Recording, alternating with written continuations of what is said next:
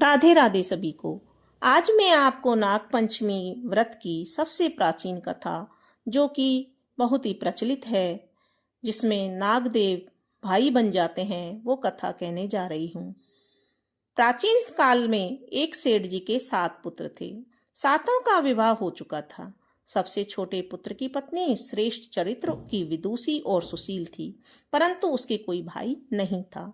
एक दिन बड़ी बहू ने घर लीपने को में पीली मिट्टी लाने के लिए सभी बहुओं को साथ चलने की कहा। सभी खुरपी लेकर मिट्टी खोदने लगी। तभी वहां एक सर्प निकला, जिसे बड़ी बहू खुरपी से मारने लगी। यह देखकर छोटी बहू ने उसे रोकते हुए कहा, मत मारो इसे, यह बेचारा निरपराध है। यह सुनकर बड़ी बहू ने उसे नहीं मारा। तब सर्प एक ओर जा बैठा। तब छोटी बहू ने उससे कहा, हम अभी लौट कर आती हैं, तुम यहाँ से जाना मत। यह कहकर सबके साथ मिट्टी लेकर घर चली गई और वहां काम काज में फंसकर सर्प से जो वादा किया था उसे भूल गई। जब दूसरे दिन उसे वह बात याद आई तो सबको साथ लेकर के वहां पहुंची और सर्प को उसी स्थान पर बैठा देखकर बोली, सर्प भैया नमस्कार। सर्प ने कहा, तू भैया कह चुकी है, इसलिए तुझे छोड़ देता हूँ, नहीं तो झूठी बात कहने के कारण तुझे अभी डस लेता।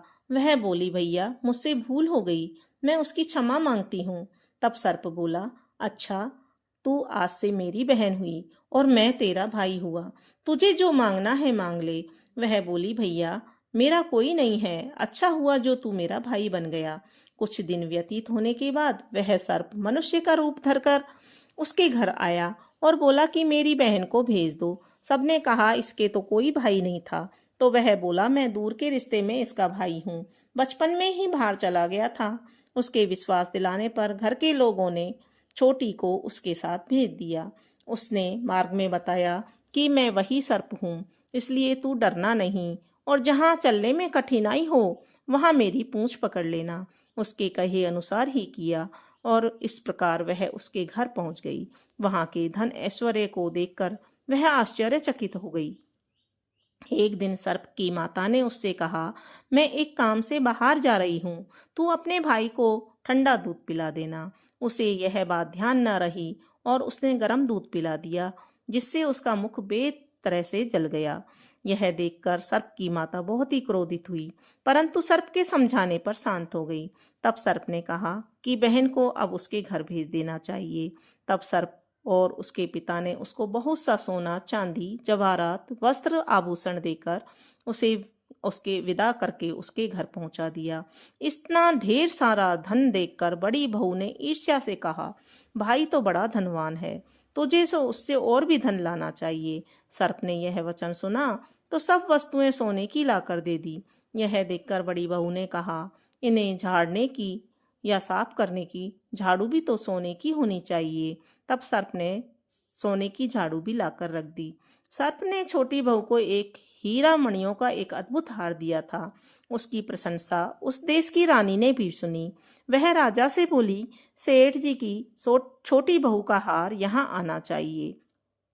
राजा ने मंत्री को हुक्म दिया कि उससे वह हार लेकर शीघ्र उपस्थित हो। मंत्री ने सेठ जी से जाकर कहा, महारानी जी छोटी बहू का हार पहनेंगी, वह उसे लेकर मुझे दे दो, आप उससे लेकर मुझे दे दो।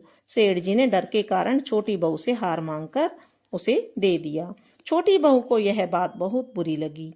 उसने अपने सर्प भाई को याद किया और आने पर प्रार्थना की, भैया रानी ने हार छीन लिया है, तुम कुछ ऐसा करो कि जब वह हार उसके गले में रहे तब तक के लिए सर्प बन जाए, और जब वह मुझे लौटा दे तब हीरों और मणियों का हो जाए।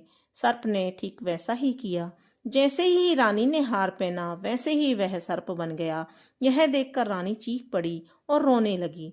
यह देखकर राजा ने सेठ के पास खबर भेजी कि छोटी बहू को तुरंत भेजो। सेठ जी डर गए कि राजा ना जाने क्या करेगा। वे स्वयं छोटी बहू को लेकर साथ उपस्थित हुए। राजा ने छोटी बहू से पूछा, तूने क्या जादू किया है, मैं तुझे दंड दूंगा। छोटी बहू बोली, राजन धृष्टता के लिए क्षमा कीजिए, यह हार ही ऐसा है कि मेरे गले में हीरों और मणियों का रहता है और दूसरे के गले में सर्प बन जाता है। यह सुनकर राजा ने वह सर्प बना हार उसे देकर कहा, अभी पहन कर दिखाओ। छोटी बहू ने जैसे ही उसे पहना वह हीरो और मणियों का बन गया। यह देखकर राजा को उसकी बात का विश्वास हो गया और उसने प्रसन्न होकर बहुत सी मुद्राएं भी पुरस्कार में दी। छोटी बहू अपने हार को लेकर और उन सेठ जी सहित अपने घर लौट गई। उसके धन को देखकर बड़ी बहू ने ईर्ष्या के कारण उसके पति को सिखाया कि छोटी बहू के पास कहीं कहीं से धन आया है। यह सुनकर उसके पति ने छोटी बहू के पति ने अपनी पत्नी को बुलाकर कहा, ठीक ठीक बता कि यह धन तुझे कौन देता है। तब वह अपने सर्प भाई को याद करने लगी। तब उसी समय सर्प ने प्रकट होकर कहा, यह मेरी धर्म की बहन के आचरण पर संदेह प्रकट करेगा तो मैं तुझे खा लूंगा। यह सुनकर छोटी बहू का पति बहुत प्रसन्न हुआ। उसने सर्प देवता का बड़ा सत्कार किया। उसी दिन से नाग पंचमी का त्योहार मनाया जाता है और स्त्रियां सर्प को अपना भाई मानकर उसकी पूजा करती हैं।